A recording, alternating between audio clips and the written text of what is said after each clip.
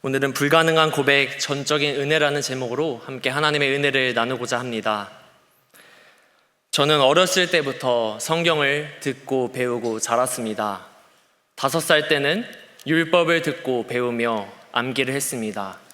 그리고 저는 이 땅에 오실 메시아를 기다리고 있습니다.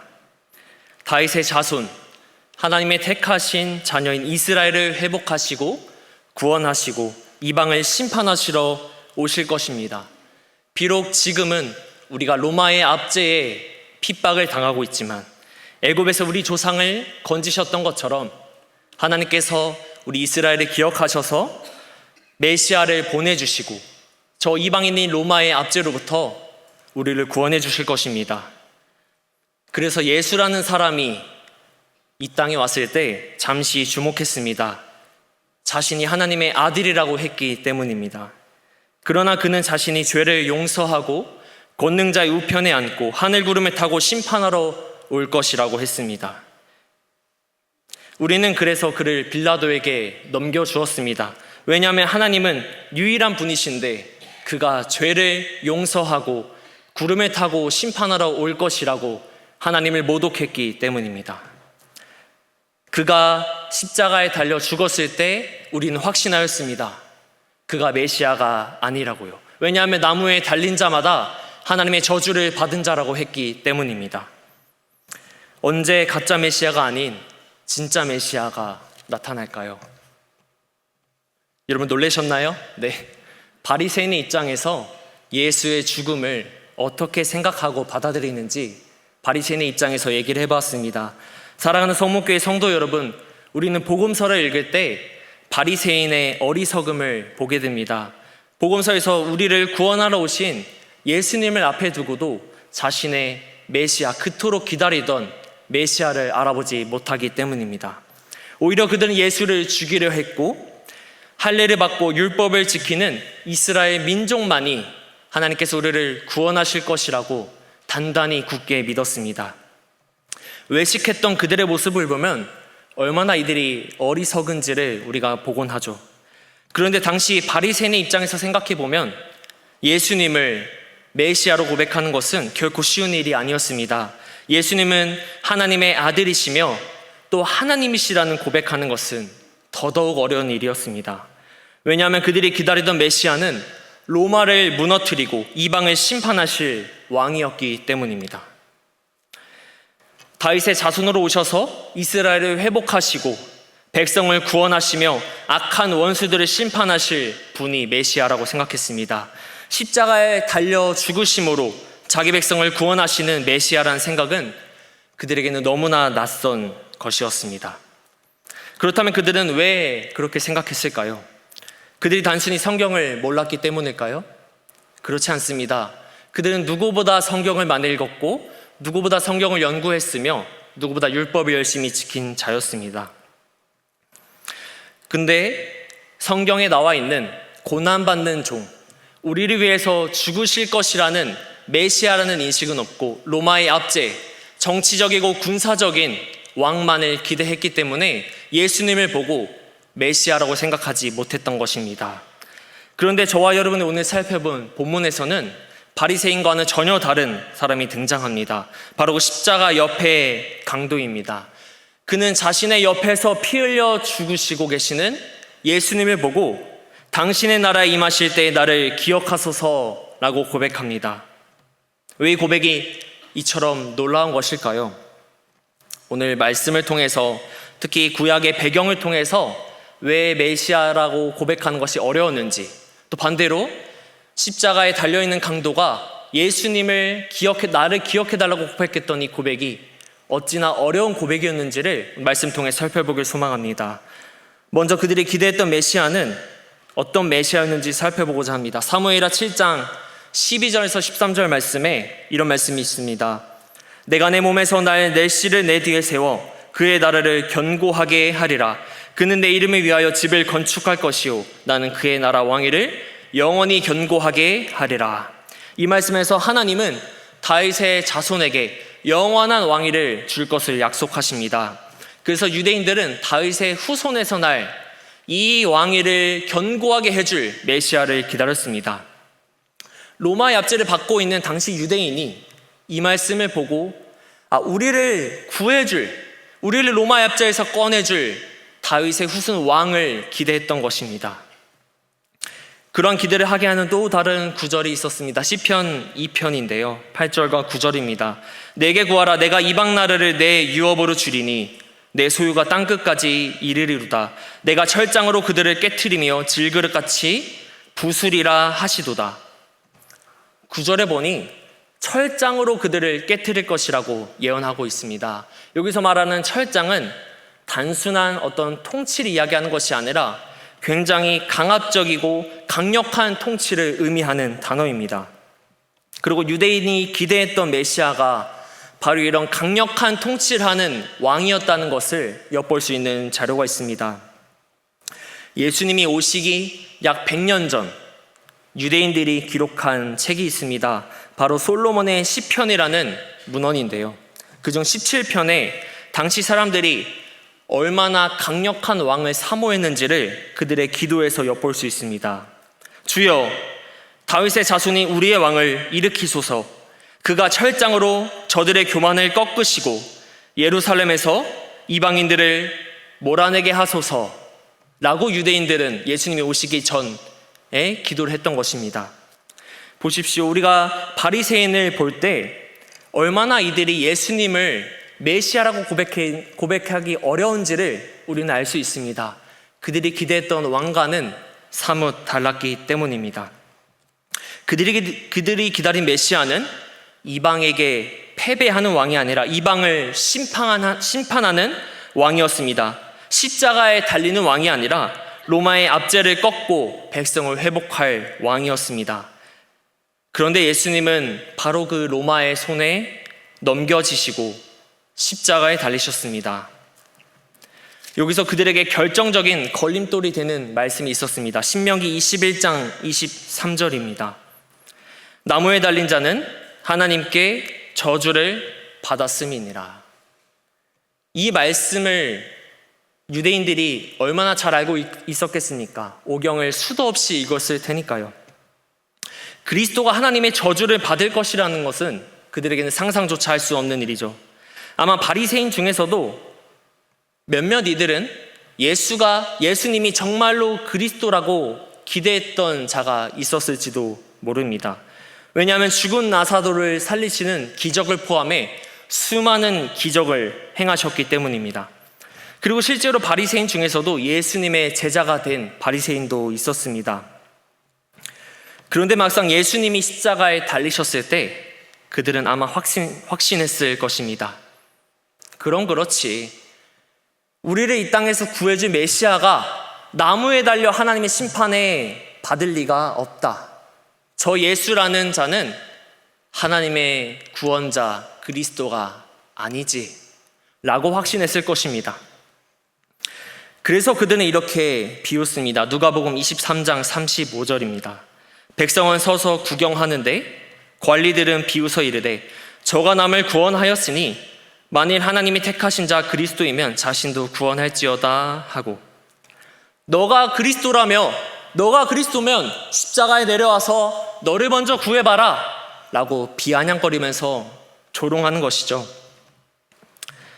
이들이 구약의 메시아, 구약의 수많은 예언을 통해서 우리에게 오실 메시아를 눈앞에 두고도 조롱하며 멸시하고 십자가에 매달아 죽었습니다.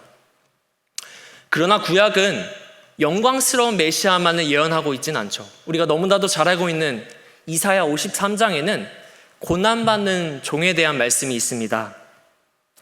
이사야 53장 5절 말씀인데요, 우리 함께 한 목소리로 읽겠습니다. 그가 찔림은 우리의 허물 때문이요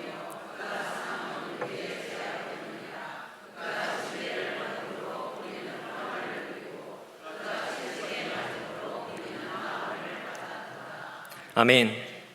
우리는 이 말씀을 고난주간에 포함해서 예수님의 고난을 이야기할 때 많이 인용하는 말씀이곤 합니다. 그러나 당시 유대인들은 이 고난받는 종을 메시아에게 적용하지 않았습니다. 당시 많은 유대인들이 이 고난받는 종을 이스라엘 백성이라고 적용하고 생각했습니다. 그래서 고난받는 종이 예수님이라는 것을 알기 어려웠던 것이죠. 그래서 예수님은 자신의 고난을 3차례나 예고하십니다. 3번째 자신의 고난을 예고하신 후에 주님께서는 이렇게 말씀하셨습니다. 마가복음 10장 45절입니다. 인자가 온 것은 섬김을 받으려 함이 아니라 도리어 섬기려 하고 자기 목숨을 많은 사람의 대속물로 주려 함이니라. 여기서 대속물이라는 단어는 헬라어로 리트론이라는 단어입니다. 담임 목사님께서도 종려주일에 마가복음 10장 말씀을 통해서 리트론에 대해서 말씀해 주셨습니다. 이 리트론이라는 단어는 포로나 어떤 노예를 해방하기 위해 지불해야 하는 대가였습니다. 우리가 너무나도 잘 알고 있는 죄의 대가는 바로 죽음이죠. 죄의 삭은 사망이라는 말씀처럼 원래 죄인의 대가는 모두 다 하나님 앞에서 설 수 없고 하나님 앞에 감히 자신을 드러낼 수도 없으며 죽어 마땅한 존재여야 합니다. 그런데 하나님께서는 이스라엘 백성에게 제사라는 제도를 주셔서 그 사실을 깨닫게 하셨죠.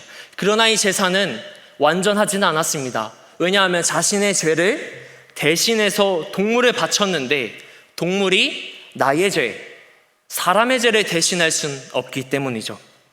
그래서 우리를 살리시기 위해 이 땅에 친히 아기의 몸으로 오셔서 모진 고난을 받으시고 자신의 목숨으로 우리의 죄를 담당하셔서 리트론, 대속물이 되어주셨습니다. 사랑하는 성도 여러분, 사실 사람의 목숨을 희생해서 다른 사람을 구한다는 이런 모티브는 우리나라 전래동화에도 살펴볼 수 있습니다. 잘 알고 있는 신청전이 바로 그 대표적인 예이죠. 아버지 신봉사의 눈을 뜨게 하기 위해서 인당수에 자신의 몸을 던진 신청의 이야기를 우리는 모두 알고 있습니다. 그런데 우리가 익숙하게 아는 신청전을 포함한 많은 희생 이야기들을 살펴보면 보통 희생당하는 인물은 약자입니다. 보통 강자가 약자를 위해 희생하는 것이 아니라 약자가 강자를 위해 희생하곤 하죠. 유대인들도 마찬가지 아니었겠습니까? 예수께서 이 땅의 창조주이신 하나님께서 감히 이 땅에 오셔서 우리를 위해 대속물이 되었다는 사실을 어찌 깨달을 수 있었겠습니까? 그들이 감히 상상조차 할 수 있었을까요? 그렇기에 그들의 인간적인 생각으로 또 그들이 바라봤던 구약 성경을 토대로 이사야 53장 말씀은 고난받는 종은 대속물은 예수님일 수가 없었던 것입니다. 그러나 예수님은 대속물이 바로 자신의 목숨이라고 말씀하고 계십니다.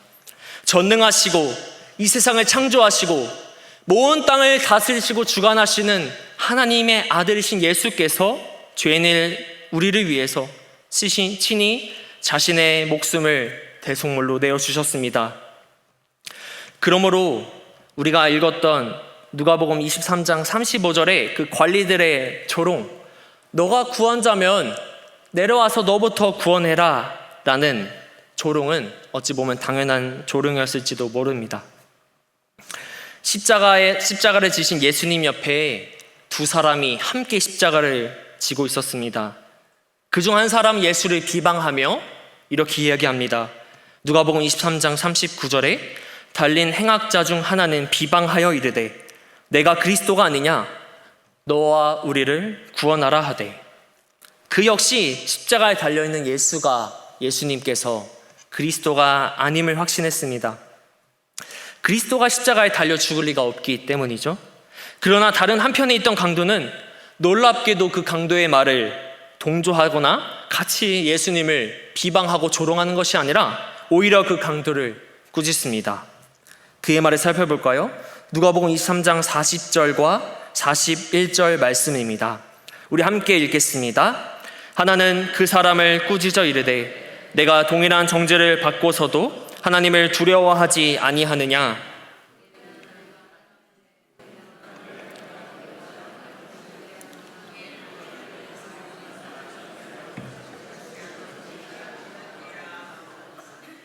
아멘.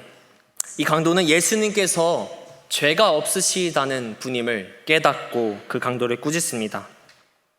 그리고 이런 놀라운 고백을 하죠. 누가복음 23장 42절 말씀입니다. 이르되 예수여 당신의 나라에 임하실 때에 나를 기억하소서 하니. 아멘. 이 강도는 십자가에 달리신 예수님을 통해 하나님 나라에 들어갈 수 있다는 믿음을 가지고 있었습니다. 죽어가시는 예수님이 왕이라는 것을 고백한 것이죠. 어떻게 그는 십자가에 달려있는 예수님을 보고 그분께서 죄가 없다는 사실을 깨닫고 그분이 나를 하나님의 나라로 인도하실 그리스도라는 사실을 알았을까요? 우리가 계속해서 살펴본 구약의 말씀, 또 유대의 배경, 이런 것들을 살펴봤을 때 나무에 달려서 십자가에 달려서 죽어가시는 예수님을 보고 나를 기억하소서라고 고백하는 것은 전적으로 불가능한 고백이었습니다. 그러나 이런 고백을 할 수 있도록 인도하신 분은 다른 분이 아니라 오직 우리의 하나님이신 줄 믿습니다. 하나님께서 그 강도를 당신의 자녀로 삼으시겠다고 작정하셨기 때문에 예수님께서 나의 구세주라는 믿음을 그 강도에게 더하여 주신 것이죠. 하나님은 자신의 자녀로 삼으시겠다고 하는 자를 끝까지 책임지시고 믿음을 더하여 주시고 그 믿음을 통해서 우리를 의롭다고 말씀해 주십니다. 아브라함의 믿음을 보고 의롭다고 여겨주신 것처럼 저와 여러분의 부족한 믿음에도 불구하고 의롭다고 여겨주시고 당신의 자녀로 삼아주시는 것이죠. 성경이 말하는 구원은 언제나 은혜입니다. 믿음조차 하나님께서 우리에게 더해주신 선물입니다.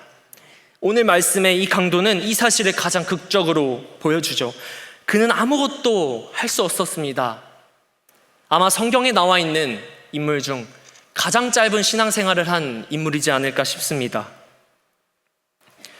나를 기억해달라는 그 강도의 말에 예수님께서 이렇게 말씀하십니다. 43절 말씀입니다. 예수께서 이르시되 내가 진실로 내게 이르노니 오늘 너가 나와 함께 낙원에 있으리라 하시니라. 아멘. 이 강도는 예수님의 제자들보다 예수님의 고난을 통해 하나님 나라에 들어갈 수 있다고 깨닫는 자가 됩니다. 사랑하는 성도 여러분, 예수님께서 자신의 죽으심으로 당신의 백성을 구원하시겠다는 말씀을 성취하셨습니다. 이 진리는 구약적 배경에 있는 유대인들에게만 받아들이기 어려운 것이 아닙니다. 인간의 논리와 지식으로는 도저히 이해할 수 없는 말도 안 되는 이야기처럼 느껴지기 때문입니다.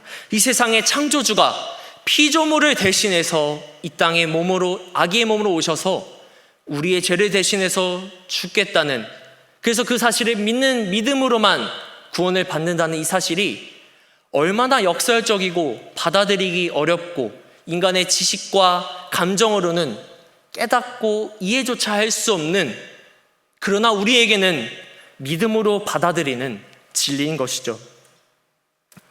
오히려 율법을 끝까지 지킨다거나 혹은 11조를 많이 낸다거나 혹은 전도를 많이 한 사람이 구원에 이른다라는 이단과 사이비 같은 진리가 세상 사람들에게는 더 논리적이고 더 받아들이기 쉬운 진리일 수도 있습니다.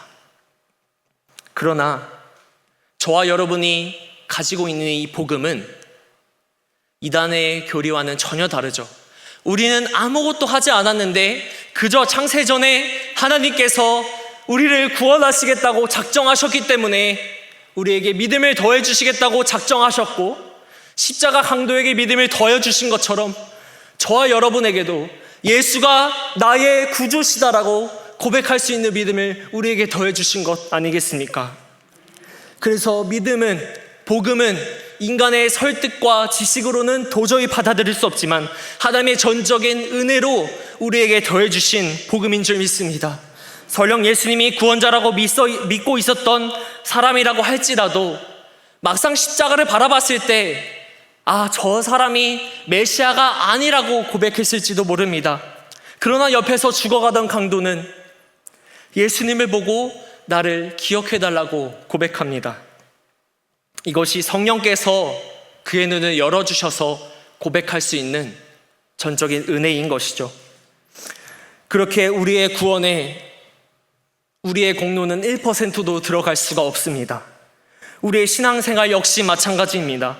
우리에게 주신 직분, 우리에게 주신 봉사의 자리, 교회에서 봉사하는 것, 그리고 지금 이 시간에 나와서 함께 예배드리는 것까지도 우리가 예배 자리 나온 것이 아니라 하나님이 우리 예배 자리로 인도해 주셨고, 우리가 노력해서 우리가 교회에 많이 헌신해서 집사와 장로와 권사가 된 것이 아니라 하나님께서 그 귀한 직분을 우리에게 맡아주시고 허락해 주신 것입니다.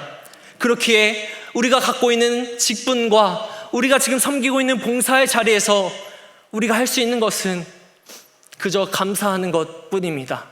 우리의 잘남이, 우리의 공로가 교회의 봉사와 예배의 자리에 드러나서는 안 됩니다. 그저 우리는 주님을 찬양하고 주님께 영광을 올려드리며 나에게 주신 직분 앞에서 감사하며 찬양하며 예배드릴 뿐인 것입니다. 그래서 고린도전서의 바울의 고백이 우리의 고백이 되기를 소망합니다. 고린도전서 15장 10절 말씀인데요, 우리 한 목소리로 같이 읽겠습니다. 그러나 내가 나된 것은 하나님의 은혜로 된 것이니 내게 주신 그의 은혜가 헛되지 아니하여 내가 모든 사도보다 더 많이 수고하였으나 내가 한 것이 아니요 오직 나와 함께 하신 하나님의 은혜로라. 아멘. 이 사도 바울의 고백이 우리의 평생의 고백이 되기를 소망합니다. 그래서 우리를 십자가 강도가 나를 기억해 달라고 해서 너가 나와 함께 낙원에 있으리라고 말씀하셨던 그 은혜를 받은 것처럼 저와 여러분도 이미 우리를 구원해 주신 예수님의 놀라운 은혜 앞에, 하나님의 놀라운 은혜 앞에 감사하며 나의 나 된 것은 하나님의 은혜였습니다 고백하는 우리 모두가 되기를 주님의 이름으로 축복합니다.